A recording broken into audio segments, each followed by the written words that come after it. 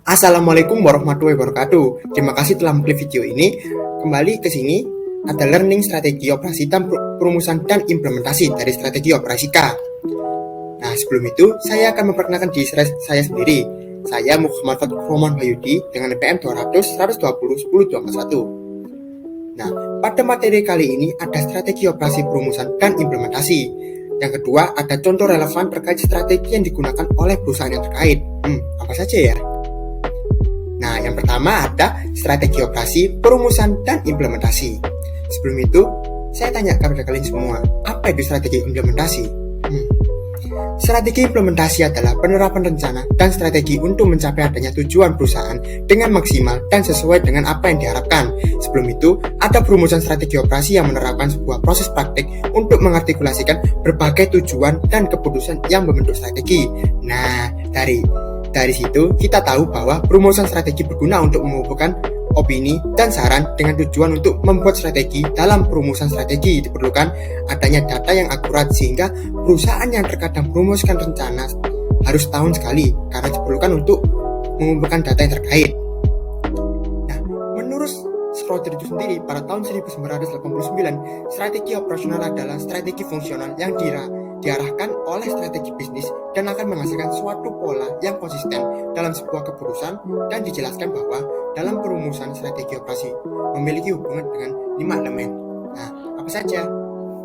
Yang pertama, ada misi operasi, di mana sebagai manfaat fungsi dalam hubungan dengan strategi operasi. Yang kedua, taktik hasil, taktik yang harus mengikuti strategi.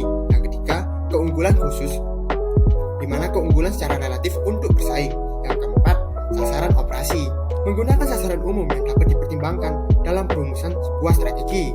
Yang kelima dan yang terakhir, kebijakan operasi, kebijakan yang dikembangkan untuk setiap kategori keputusan yang ada di perusahaan tersebut. Lalu ada keberlanjutan strategis. Nah, ada keberlanjutan strategis. Yang pertama, pendekatan dinamis atau ofensif. Nah, pada pendekatan ini, selain memanfaatkan hambatan yang masuk dan peniruan yang ada, operasi dapat meningkatkan permainan mereka melalui inovasi dan perubahan untuk mencapai keberlanjutan dan menghadang pesaing. Yang kedua, ada pendekatan statis atau defensif.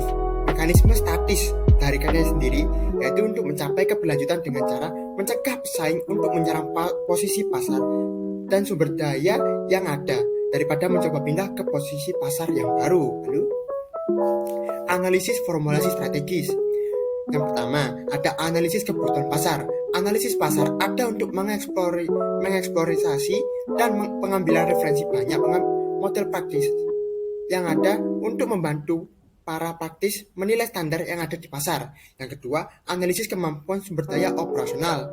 Kebutuhan atau permintaan akan sumber daya merupakan suatu kepastian bagi organisasi itu sendiri, sehingga hal tersebut dapat diramal dengan mengukur kuantitas dan kualitas yang ada dan dimiliki oleh perusahaan itu sendiri. Nah, setelah mempelajari apa itu perumusan dan implementasi, maka ada studi kasus yaitu PT ANI. PT ANI merupakan perusahaan IKM atau industri kosmetik skala kecil dan menengah kosmetik di Kota Bogor yang fokus pada pembuatan produk kosmetik perawatan wajah dan pribadi yang memiliki bahan alami, bukan sintetis tapi alami, itu berbeda. Nah, perusahaan ini menggunakan teknologi sederhana, bangunan pabrik, dan sistem operasi yang masih belum sempurna dalam memenuhi standar CPKB. Nah, analisis kebutuhan pasar. Sebelum adanya implementasi, maka dibutuhkanlah data tersebut. Sebelum kita masuk ke rumusan data, maka kita harus analisis apa saja yang dibutuhkan oleh perusahaan. Yang pertama, analisis kebutuhan pasar. Karena PT ANI termasuk kategori green product kosmetik, sehingga kosmetik terkenal seperti Mustika Ratu dan Sari Ayu tidak masuk ke kategori tersebut karena tidak condong ke kategori tersebut. PT ANI merupakan kompetitor perusahaan. Sebelum masuk ke perumusan strategi operasi, maka kita harus mengumpulkan data terlebih dahulu. Yang pertama, ada analisis kebutuhan pasar. Karena PT ANI termasuk kategori green product kosmetik, sehingga kosmetik terkenal seperti Mustika Ratu dan Sari Ayu tidak masuk ke kategori tersebut karena termasuk sintetis dan tidak masuk ke kosmetik natural.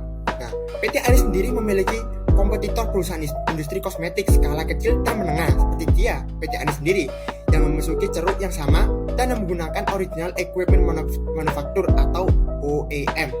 Produk pesaing memiliki keunggulan dengan kosmetik yang memiliki fasilitas produksi modern yang cukup dan memenuhi sesuai dengan CPKB. PT Ani sendiri dapat unggul melalui rancangan formula kosmetik yang fleksibel dan dapat lebih cepat dibandingkan kompetitor itu sendiri. Lalu ada analisis kapabilitas sumber daya operasi. Yang pertama, perusahaan memiliki hubungan kemitraan yang baik dengan beberapa pemasok. Hal tersebut menjadi poin yang sangat penting bagi PT Ani untuk lebih unggul dibanding dengan pesaing itu. Yang kedua, ada perusahaan memiliki tim R dan D yang kuat dalam membuat desain formula, pembuatan sabun transparan, dan produk kosmetik perawatan wajah atau tubuh berbahan alami yang disenangi oleh konsumen dibandingkan produk pesaing itu sendiri. Nah, lalu kita masuk ke perumusan di mana ada prioritas sasaran kinerja operasi. Untuk memuaskan pelanggan dan berkontribusi dalam peningkatan daya saing, ada quality atau mutu atau kekuatan dari produk itu sendiri dan kualitas dari produk itu sendiri, speed atau kecepatan di mana itu pembuatan produk dari pembuatan hingga ke tangan konsumen itu sendiri. Lalu ada dependability, kendala, yaitu bagaimana cara perusahaan itu menghadapi kendala yang dimiliki perusahaan itu sendiri dan yang dikatakan oleh konsumen. Lalu yang keempat ada fleksibilitas, di mana perusahaan itu dapat mengelola volume, ukuran, dan sebagainya ke produk itu. Lalu yang terakhir ada cost atau biaya, di mana perusahaan seberapa kuat perusahaan itu dapat menekan biaya sehingga biaya tersebut itu kecil dan dapat dibeli dengan harga yang lebih murah oleh konsumen. Nah, berdasarkan analisis kebutuhan pasar dan kapabilitas sumber daya operasi produk dan pengambilan keputusan dengan rumus AHP, strategi operasi yang memenuhi sasaran kinerja dan menjadi prioritas itu ada pertama mutu, di mana presentasinya 0,454, kan yang kedua kendala dengan presentasi 0,270, yang ketiga fleksibilitas dengan presentasi 0,147, yang keempat kecepatan di mana presentasinya 0,082, dan yang terakhir biaya yaitu 0,048, di mana prioritas dari PT Ani sendiri adalah mutu. Jadi yang harus ditingkatkan dalam PT Ani adalah mutu itu sendiri. Lalu ada prioritas strategi operasi. Nah, strategi prioritas PT Ani ada strategi kapasitas, strategi jaminan, teknologi proses, pengembangan dan organisasi. Nah, kinerja operasi produksi dengan urutan prioritas yang sesuai dengan rumusan itu ada pertama, perbaikan pada area teknologi proses yang menghasilkan bobot 0,425. Yang kedua, perbaikan pada area jaringan pasokan yang menghasilkan bobot 0,235. Yang ketiga, perbaikan pada kapasitas yang menghasilkan bobot 0,206. Dan yang terakhir, perbaikan pada area pengembangan organisasi yang menghasilkan bobot 0,133, di mana prioritas dari PT Ani untuk menyaingi para pesaing adalah perbaikan pada area teknologi proses itu sendiri.